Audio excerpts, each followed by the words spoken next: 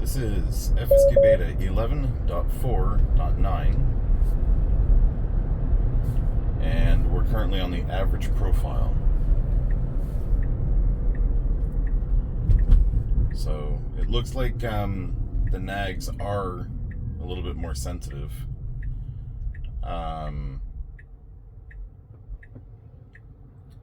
That nag was the result of me just very quickly glancing at the middle of the screen.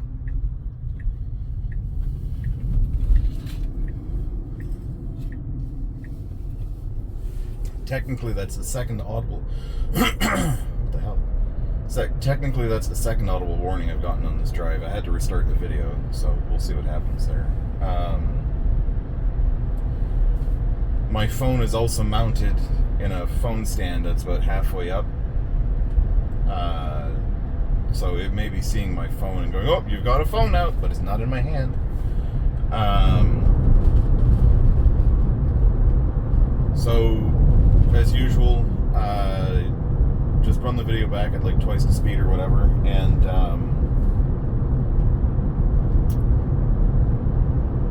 look at the bookmarks below in the description field.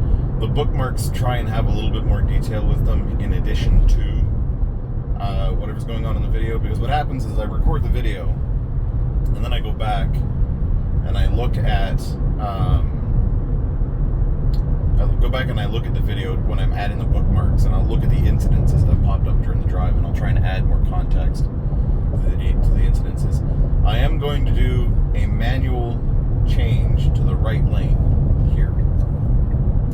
The reason I'm doing this is because there is a really spectacularly nasty pothole in the left lane, and I'm tired of my car hitting it. I feel like one of these days I'm going to hit it and either damage the rim or wreck a tire or something. It's this pothole over here, which is just really bad. So we'll let that be an actual intervention, but the rest of this should be fairly nothing.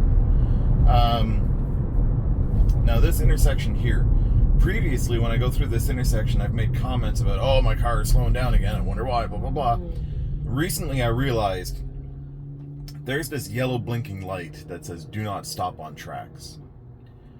And I'm kind of realizing now that when the car slows down approaching this traffic light, I want to say it's probably slowing down for that blinking yellow light that's right there.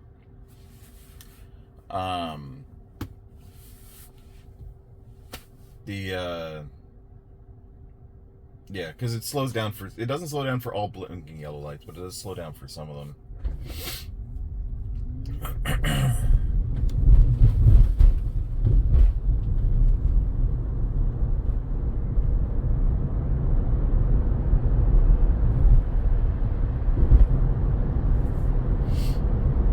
So this is just the drive to Lakeland and back. The last time I did this, I was able to do it without any disengagements. There was some wonkiness during the drive because of some of the lane changing behavior. So we'll see if some of that stuff happens again. And then the return trip, I didn't have to do any disengagements, but at the same time, it could have done some things better. Specifically getting back onto the toll road, it doesn't do it very well. I did do a very long drive yesterday with this thing.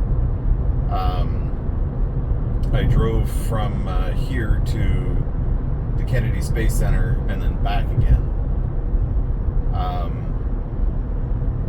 Despite the increased nags and all that from the system, honestly, if you just keep your hand on the steering wheel, it's a non-issue, right? The drive itself from here to there, which for me is about a 2-hour drive, the only major problems I had, there's a mosquito in the car. The only major problem I had on that drive is construction cones and construction in general. The car doesn't like construction. There was nothing that rerouted me too much. Well, there's a bit of construction on I-4 that causes a problem. The car seems to think that I-4 is closed at a specific exit, and it causes all kinds of stupid shit. It expects you to get off the interstate and then get back on the interstate again. And then if you miss the exit, it basically tries to bring you from 70 miles an hour down to 35 miles an hour. And I'm just like, nope. So I end up having to hold the steering wheel there. Now, that speed limit sign back there on my side is missing. And it's interesting because previously, it would say 60 miles an hour, and then it would start going through this whole regimen of I'm keeping up with the flow of traffic, and then it slowly slows me down. And then, we get to the end of it all. But in this instance, it saw the speed limit sign on the left, and it's not doing the flow of traffic stuff. It's just staying 60 miles an hour, which, I don't know. I find that interesting. So, the audible warnings that come out of the car are not too bad, but I do feel like more effort should go into adjusting when the audible warnings occur. Specifically, I feel like, because when you're going past construction gear, and when I do the drive around Plant City video, I'll try to demonstrate that. But when you're going near construction cones, you almost always get an automatic, hey, pay attention, audible warning, right? But that audible warning doesn't count towards the warnings for not paying attention that will eventually disable autopilot and get you a strike and all that stuff, right? So there needs to be a better differentiation between those type of warnings and stuff. But as a whole, though, I'm happy with how it drives.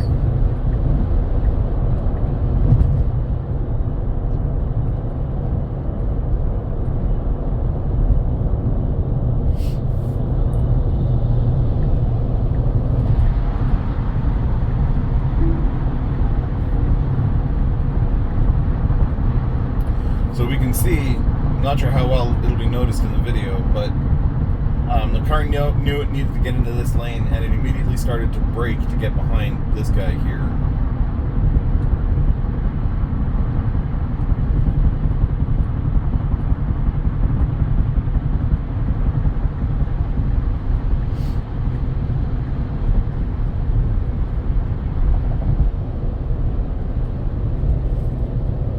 One of the major pain points for FSD Beta in its current state are merge points.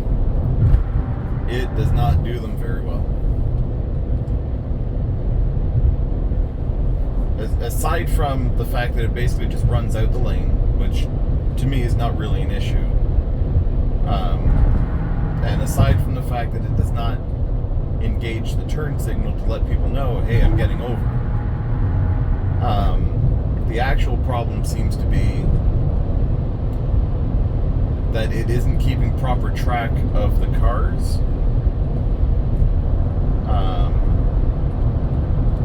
So like it knows when there's a space, but it also knows, it also doesn't seem to know when someone's trying to let you over and things of that nature, right? Like, so right now in its current state, if you turn if someone else turns their turn signal on, it will slow down for that other vehicle almost to a fault, right?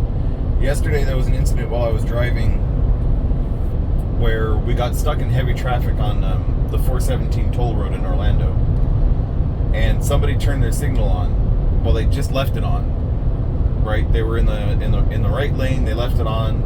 I was in the left lane, and the car was trying to be overly polite about letting that driver in. And I about came to a stop on the 417. And I ultimately had to hit the accelerator because while the guy next to me was not moving, because his signal was on, the car assumed he was going to get into my lane and gave him every available opportunity to do that, even to its own fault. So the problem, though, is that if somebody else leaves a gap for you to get in, particularly at a merge point, the car isn't going to take it. And that causes some frustration for me.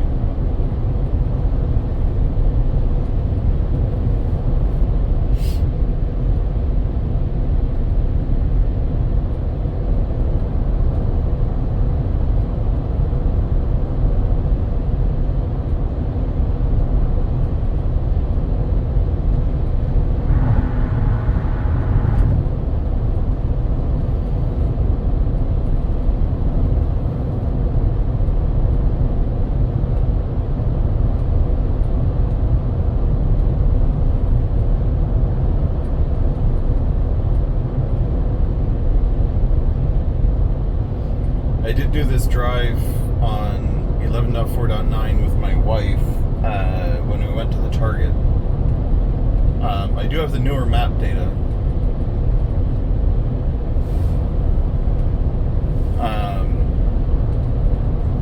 But there's still some issues with the data, and I'll try and point that out when I get to Harden Blvd and why there was a disengagement going to Target, but we probably won't have one going to this destination that I've programmed in.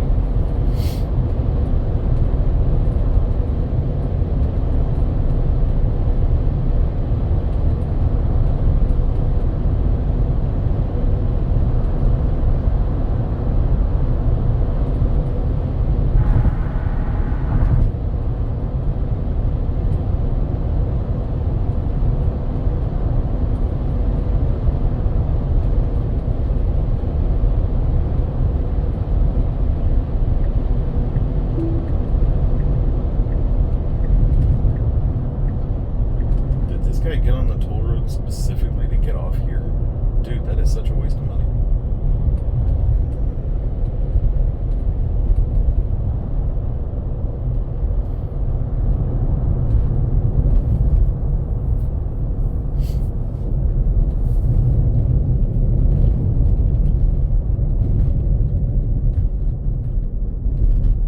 Now, it does not handle all toll roads as well as this one. When I was getting onto the 417 in Orlando, going east on I-4 to go north on the 417. Yeah, because it's an odd number. That toll road, it did not slow down for it at all. And I also had to take control to get it to go through the Sun Pass lane. This one, I think the barrels are working to my advantage.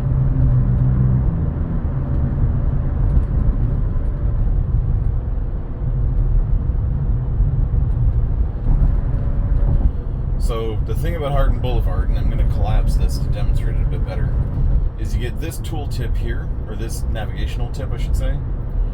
On previous versions of the navigation data, it knew that there were 3 turn lanes. But now it seems to have forgotten that that lane to the right of me is a turn lane. So it only sees 2 left turn lanes. So now if I try to go to the Target, which is here, and I need to be in that rightmost turn lane, it fails. So that guy is entered into my lane, and the thing that was fixed last time is broken again.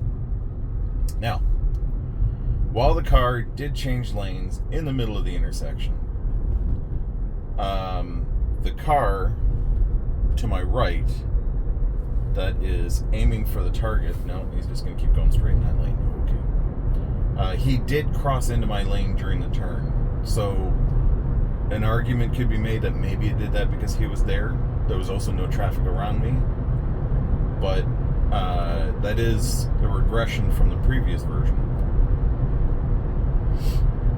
I'm not going to force it to change lanes here. Because I think I've proven that the spot up ahead works just fine. So I'm just going to let it keep doing its thing.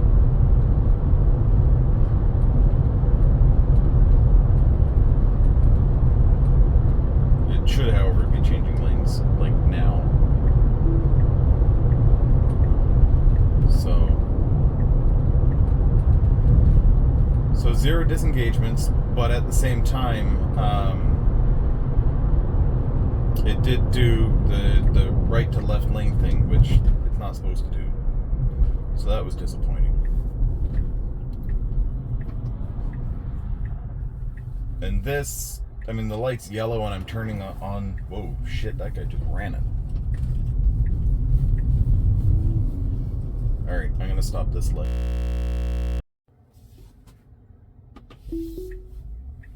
Alright, so this is gonna be the return leg.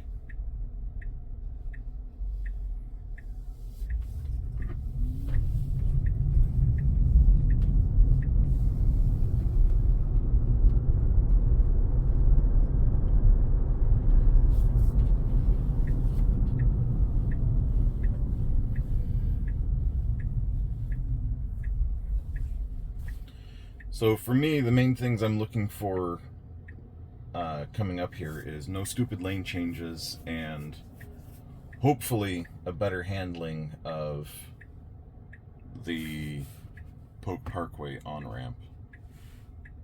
But we'll see what we get.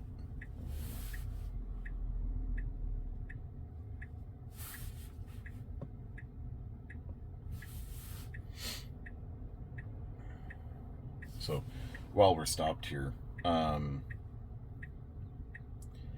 this road here is frontage road, and the goal is when we get to the 528, which is the Polk Parkway,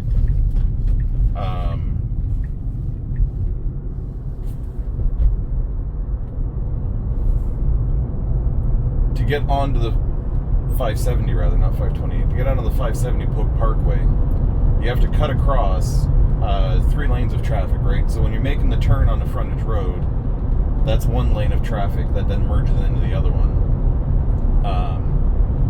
But then you still have 2 lanes of traffic you have to cut across to do this maneuver. Historically, it does not work. And the last time I did this, it did work, but it had to do it at like 25 miles an hour.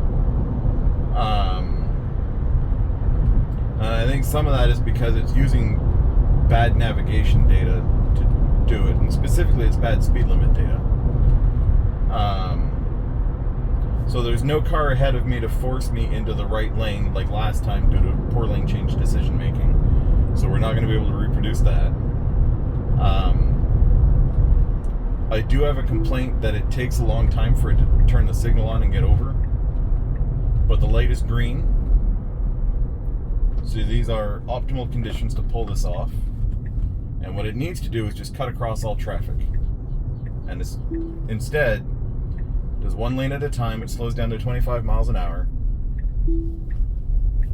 So it's going to do it. But in a real world scenario where that light wasn't green for me and all that stuff, that's not a desirable outcome.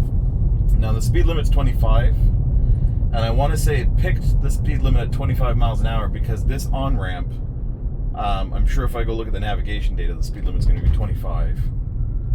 And I'll have to go fix that. Now, I am going to manually increase the speed to 75. If I turn the rear camera on, we see there is a car behind me. I'm trying not to get in their way. These cones may trigger a boop boop. No? Okay.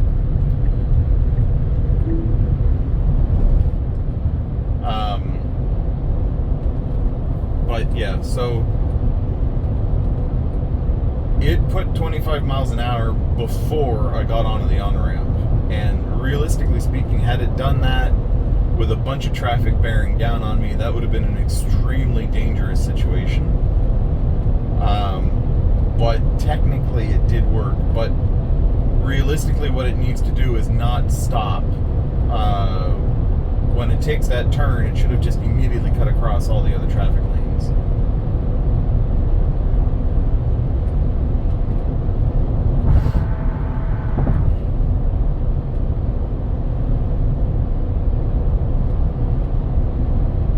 Now, this on-ramp here is also accessible through the same frontage road.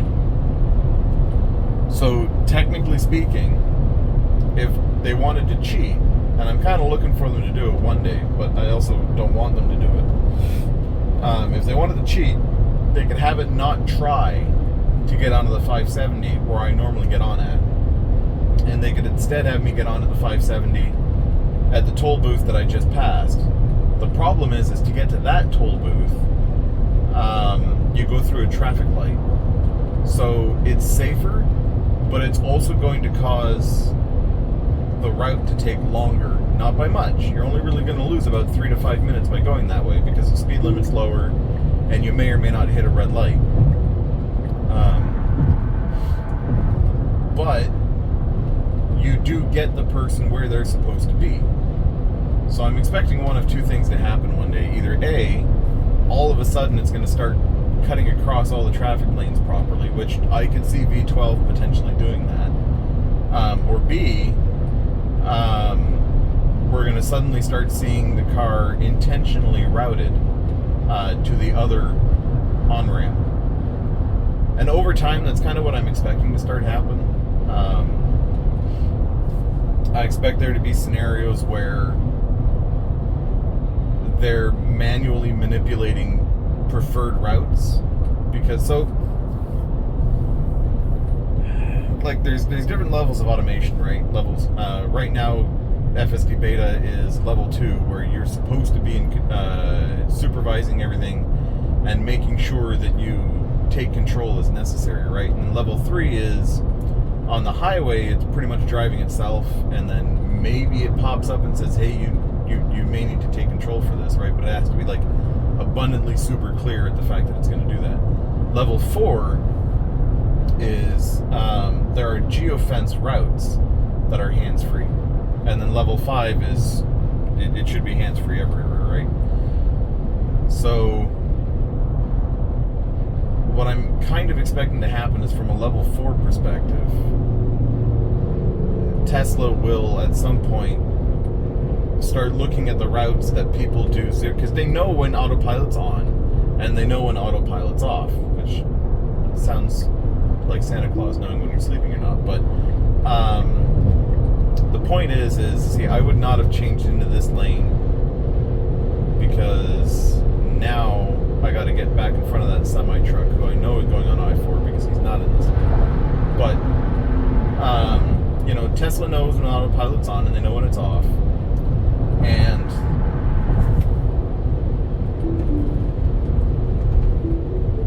there was a rope in the road.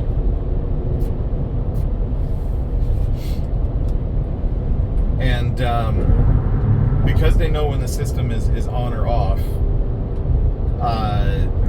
they can tell, or they should be able to tell, which routes have a high success rate and which ones have a high fail rate for automated driving, right? So they should very easily be able to tell which routes and which roads, which sections of the road yield the least number of issues when you're driving, right? So if they're not already doing it, they should be doing it, in my opinion. But they should be tracking, like Interstate 4 from the 570 exit to County Line exit, which is the very next exit here. How many disengagements occur here? And then maybe there's an extra abstraction layer that says, what was the cause of the disengagement? That one's going to be a little bit harder because they need to see the data, but they should be able to tell how often a disengagement here occurs. Just like the next piece of data that goes along with that should be County Line Road to Park Road. How many disengagements do we see? Do we see like 30 disengagements? Do we see like 1 disengagement per 1,000 disengagement? And so on and so forth, right? So with that data, they should be able to start creating, like, you look at Ford and them, they've got their solution. I'm going to change lanes to get out of this guy's way. I shouldn't have done that. So he turned his blinker on, and my car started slowing down at the same time I put the turn signal on, which created an awkward scenario where instead of the car doing what it was supposed to do, which was slow down and let him in, I started to change lanes, and the car did not slow down for the turn signal, which made me get a little bit closer to him than comfort. There's nobody behind me, so I'm not worried about that, but I really shouldn't have done that. I did increase my speed to 70. The speed limit here is 60 for construction. Obviously, there's not a whole lot of construction workers out. And I'm also in the center lane, so I don't want to be going like below this or too slow. But going back to the whole geofencing thing, I mean, Tesla should have a way on the back end to be able to tell which routes have, right? So you look at Ford. Ford has Blue Cruise, and they've got their hands-free zones, right? And that data is done through the HD mapping and the testing and all that stuff. And Tesla should be able to do the same thing, right? There would be some zones that are determined to be hands-free, and then on the back end, they would also be able to manipulate the route data to encourage people to take these more hands-free routes, right? And technically speaking, when you're doing these hands-free routes, there should also be an option within Tesla's navigation where you can specify prefer hands-free routes, right? So to kind of put that thought process into a better perspective there. So let's say Tesla has the ability to determine which routes have a low disengagement rate, right? So when we open settings, right, in here we would add an additional option, or well, not we, Tesla should add an additional option, in my opinion, for prefer hands-free, right, or prefer low disengagement routes, something along those lines. And then Tesla's routing data would have information on which routes are typically hands-free and which routes are not typically hands-free. Hands-free being like a route that's low disengagement rate, right? Low intervention, low disengagement. And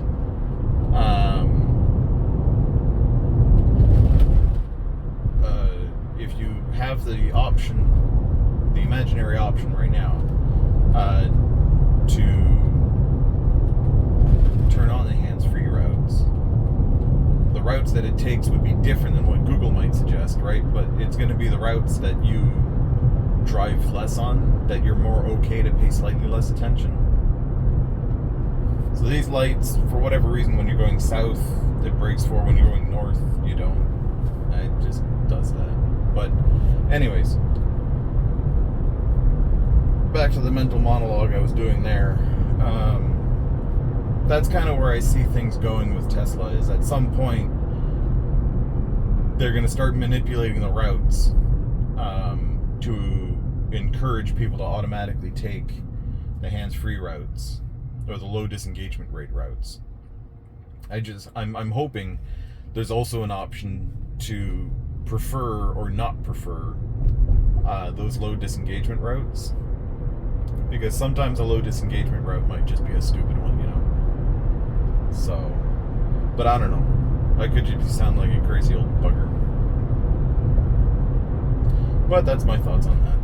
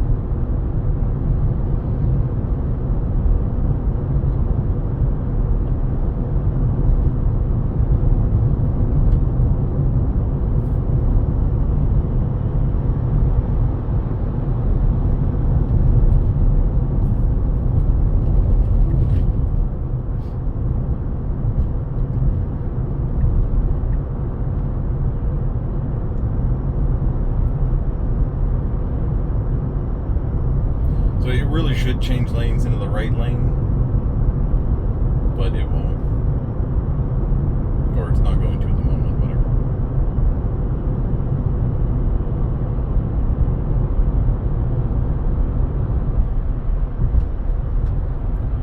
So it's going to have to start braking to get over into the right lane here, but as a whole the drive was fine. There are some things that could be done better. pothole detection would be great for Model 3, Model Y. Oh, am I going to be in the right lane for this, or are you going to change lanes? No, you're going to change lanes. If I stay in this lane and keep going straight, it tries to get into that turn lane on the left. It scared my wife the other day. She didn't appreciate it. But for the outro on this thing, I would love pothole detection. There's a pothole at the beginning of the video that I had to manually change lanes away from.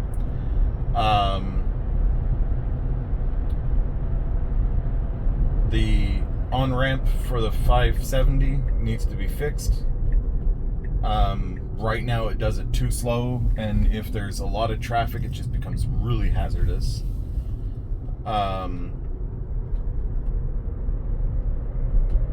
And it still slows down for the yellow light back there. The yellow light stuff I think is getting annoying. And the other piece for me is a lot of it just deals with timings. It's superhuman with its timing, and the result is that it will do things faster than it should. Faster than you would expect. Or a human would expect. So, anyways, as a whole, good drive, not much different.